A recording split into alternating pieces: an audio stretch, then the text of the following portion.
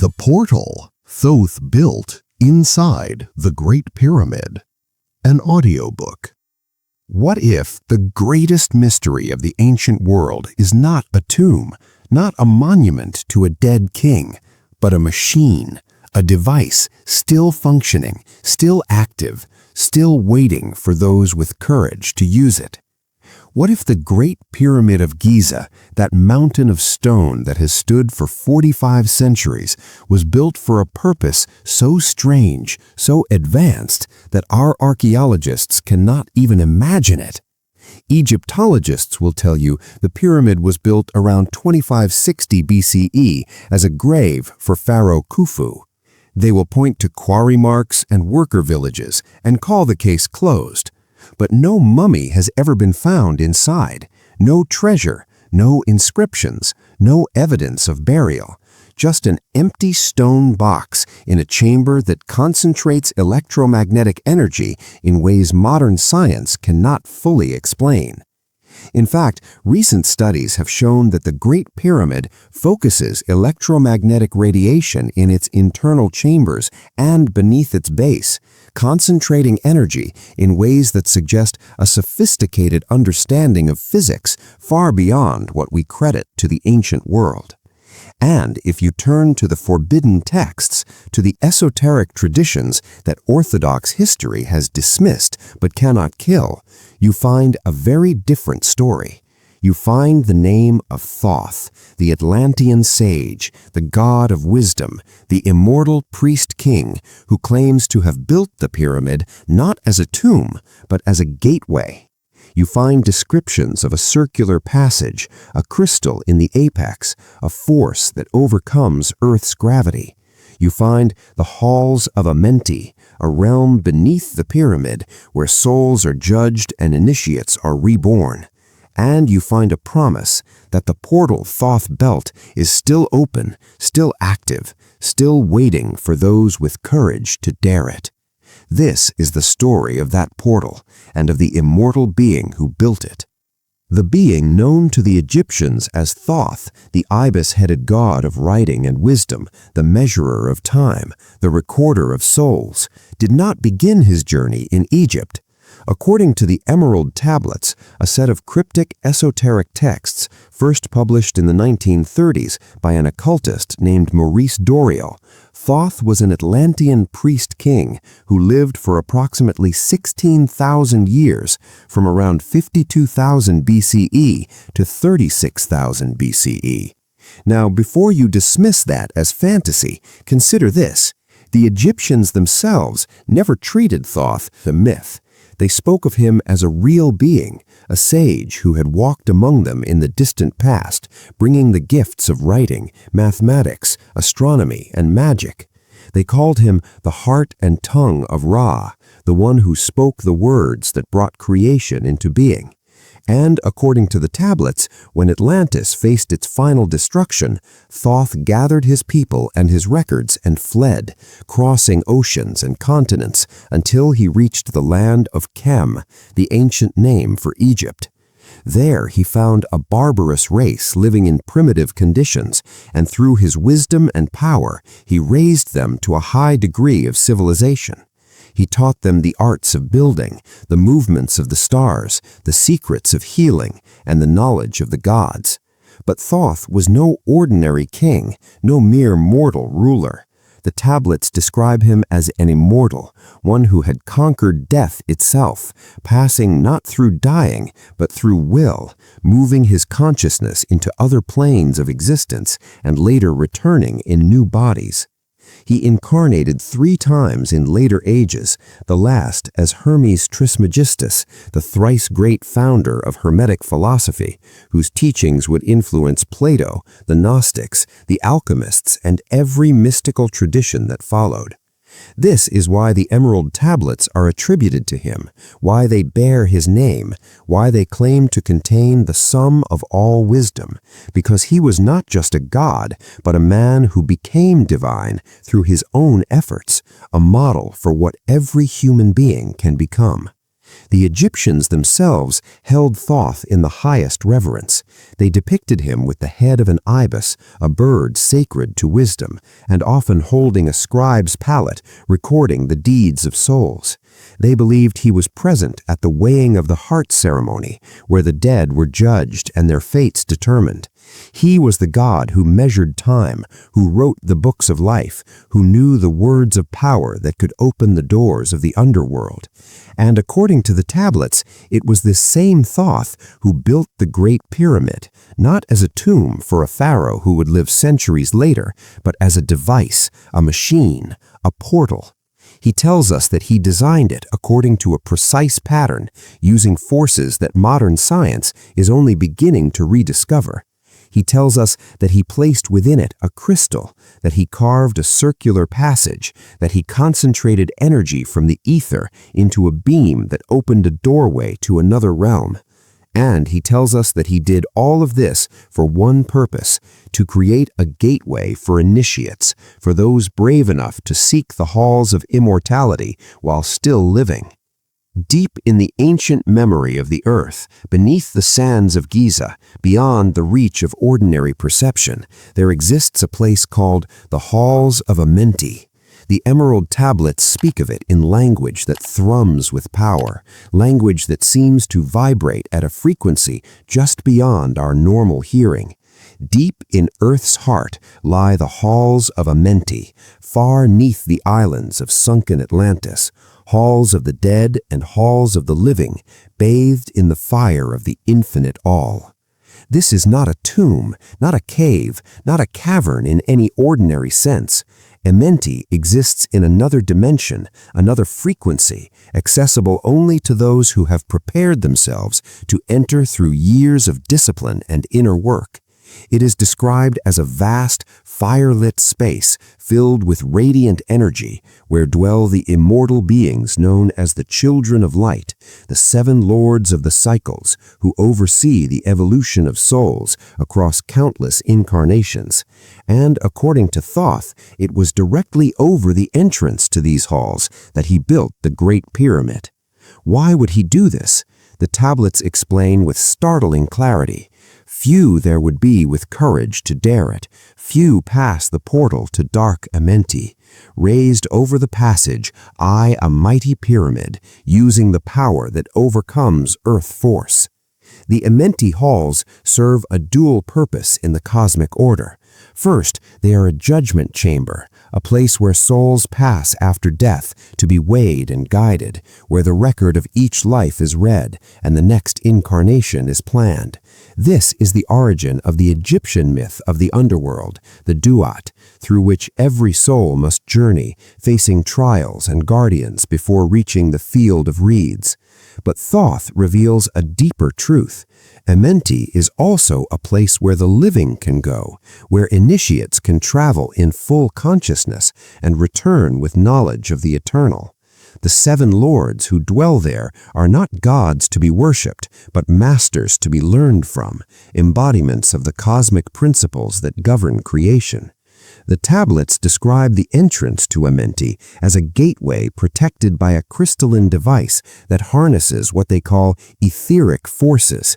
This is not magic as we understand it, but a technology so advanced that it appears supernatural.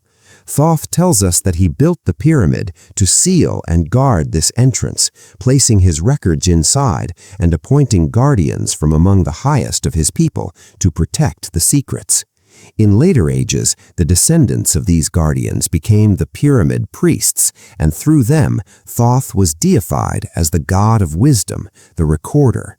The halls of Amenti were transformed in popular imagination into the underworld, the halls of the gods, where the soul passed after death for judgment. But for those with eyes to see, the truth remained.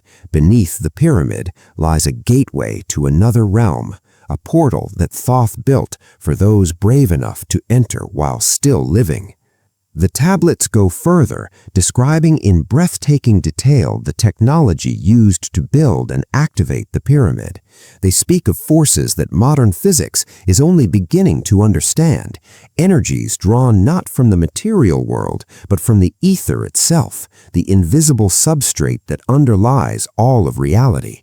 There in the apex, Thoth declares, set I the crystal, sending the ray into the time-space, drawing the force out of the ether, concentrating upon the gateway to Amenti.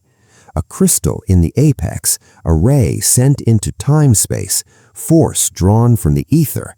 This is not primitive construction. This is advanced physics, a technology that manipulates the fabric of reality itself.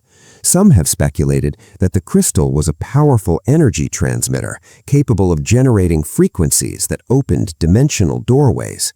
Others point to the pyramid's known electromagnetic properties. Modern scientists have discovered that the Great Pyramid concentrates electromagnetic energy in its internal chambers and beneath its base, focusing radiation in ways that suggest a sophisticated understanding of physics far beyond what we credit to the ancient world. The shape itself, the proportions, the materials, all were chosen with precision to interact with Earth's magnetic field and with the consciousness of the initiate lying within. Recent research using electromagnetic wave propagation has shown that the pyramid focuses energy into its lower chambers, creating hotspots of concentrated electromagnetic radiation. At resonant wavelengths, the pyramid's chambers collect and concentrate electromagnetic energy, providing local spectral maxima for electric and magnetic fields. This is not something a primitive culture could have achieved by accident. It required knowledge of physics that we are only now rediscovering. The tablets describe this as using the power that overcomes Earth force, what we would call anti-gravity technology, a concept found in many ancient astronaut theories. The circular passage Thoth carved was not merely architectural, it was a conduit, a pathway designed to channel the focused energy from the crystal down into the chamber where the initiate would lie. The sarcophagus in the king's chamber was never meant for a dead pharaoh. It was for living initiates who would lie within it, entering a death-like state while their souls journeyed through the portal, guided by Thoth himself. He who in courage would dare the dark realms, let him be purified first by long fasting. Lie in the sarcophagus of stone in my chamber. Then reveal I to him the great mysteries. Soon shall he follow to where I shall meet him. Even in the darkness of earth shall I meet him. I, Thoth, Lord of wisdom, meet him, and hold him and dwell with him always.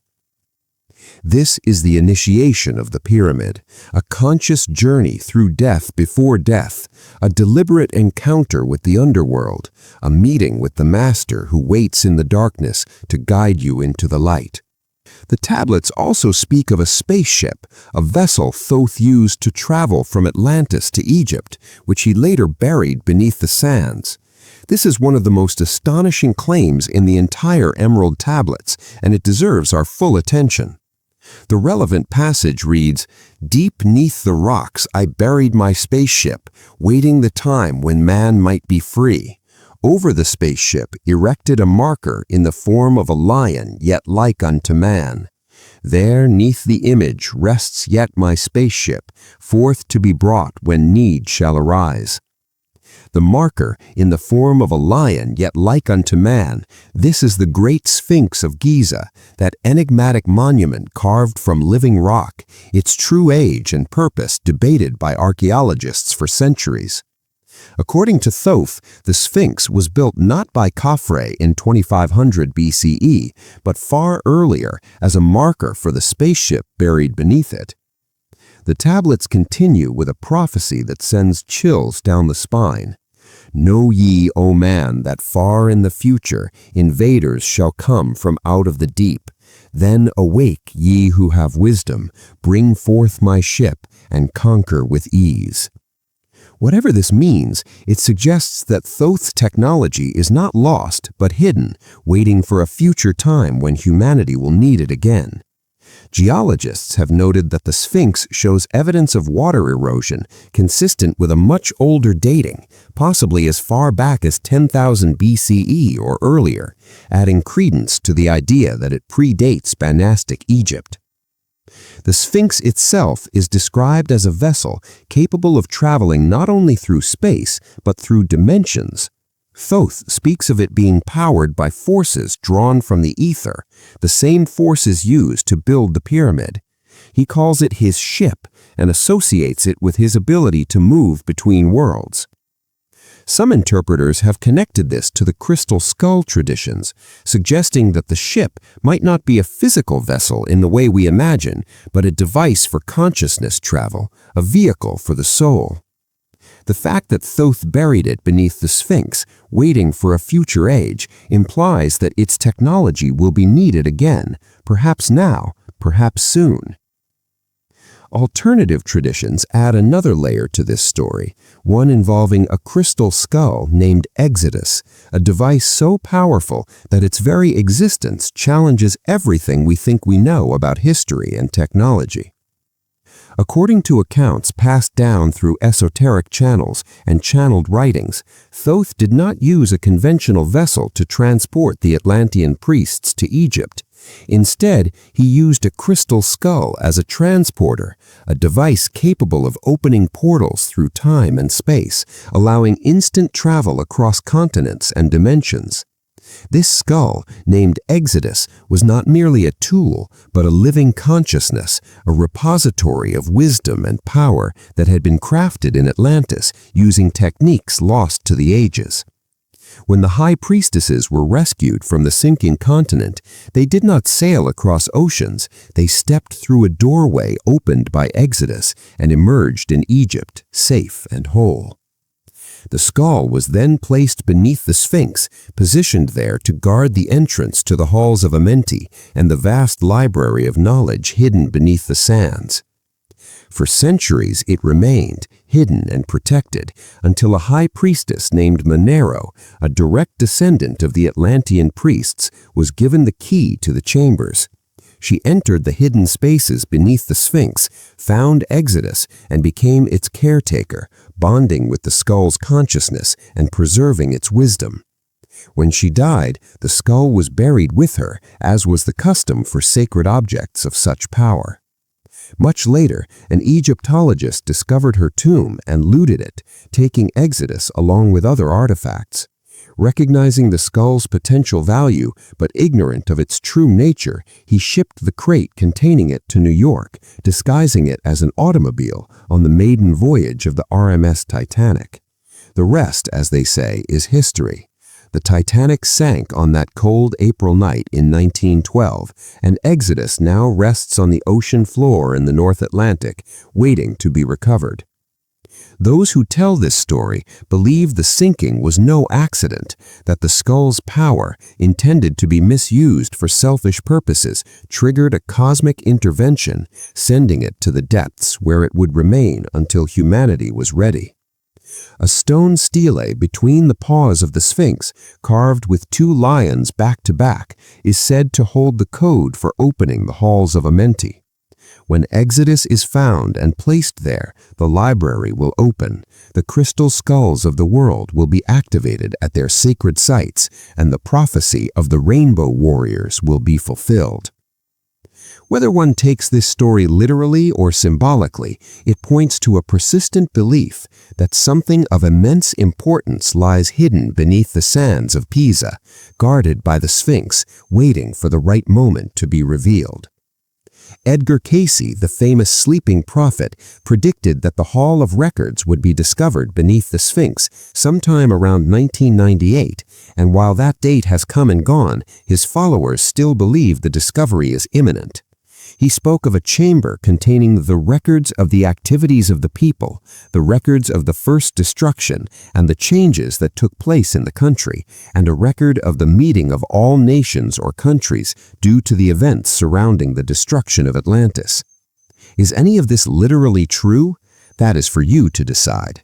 What matters is the pattern, a consistent story across multiple sources, each pointing to the same conclusion. The Great Pyramid was built by Thoth as a portal. The Halls of Amenti lie beneath it, waiting. The Sphinx guards a buried ship. A crystal skull holds the key, and the time for all of it to be revealed is approaching. But after all the talk of crystals and spaceships, of halls of Amenti and buried technology, the Gospel of Thoth turns inward, as all true wisdom must. For the pyramid is not just a structure of stone. It is a symbol of the human soul. The circular passage is your own spine, the crystal in the apex your third eye, the force drawn from the ether, the kundalini energy waiting to be awakened. The sarcophagus is your body in meditation, the darkness of the chamber, the silence of your own mind. And the portal to Amenti is not somewhere in Egypt, it is within you. Thoth himself says this in words that echo across the millennia. Preserve ye and keep ye the command of the dweller. Lift ever upwards your eyes toward the light. Surely in time ye are one with the Master. Surely by right ye are one with the All. You are not separate from Thoth. You are not separate from the Masters. You are not separate from the Divine. You are one with the All, and the portal to prove it lies within. The Halls of Amenti, as described in the tablets, are not only a place of judgment, but also a repository of cosmic knowledge, where initiates can achieve immortality and renew their life force across cycles of incarnation. This is not something that happens after death. It is something that can be realized now, in this life, through the inner work of self-knowledge.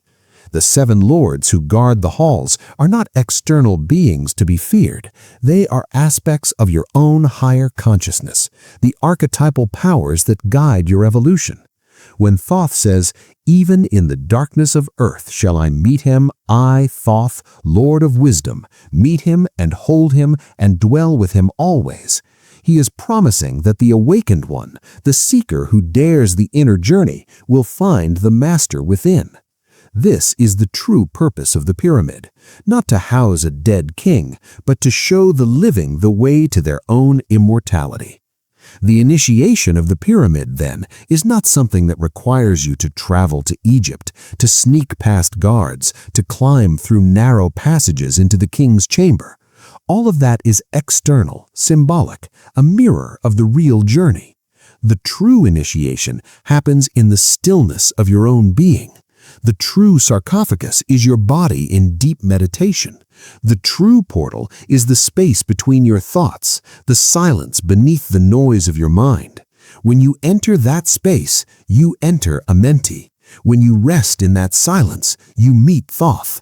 When you abide in that awareness, you become one with the All. As Thoth himself declares, whoever discovers the interpretation of these sayings will not taste death. The interpretation is not intellectual, it is experiential. It is the discovery that you are not the body, not the mind, not the ego. You are the eternal awareness in which all things appear and disappear. So the question is not whether the Great Pyramid contains a portal. The question is whether you are willing to enter it. The portal is still open. It has always been open. It is the space between your thoughts, the silence beneath your mind, the presence that has been watching since before you were born. Thoth promised that he would meet every seeker who dared the inner journey, that even in the darkness of earth he would be there, holding and guiding and dwelling with the awakened one always. That promise has not expired. It has not faded. It is as true today as it was when the emerald tablets were first inscribed. The question is not whether the portal exists. The question is whether you will enter it. If this journey into the mysteries of Thoth and the Great Pyramid has awakened something in your soul, if the call to know yourself has stirred a longing you cannot ignore, then please help this channel grow and spread the light by hitting that like button, subscribing to Temet Nosce, and turning on notifications so you never miss another exploration into the ancient wisdom that is calling all of us awake. and drop a comment below telling us what the portal means to you. Have you felt its presence in your own meditation? Have you sensed that there is more to you than meets the eye? Your voice matters, and together we are learning to enter the silence and find the master within. Thank you for being with us.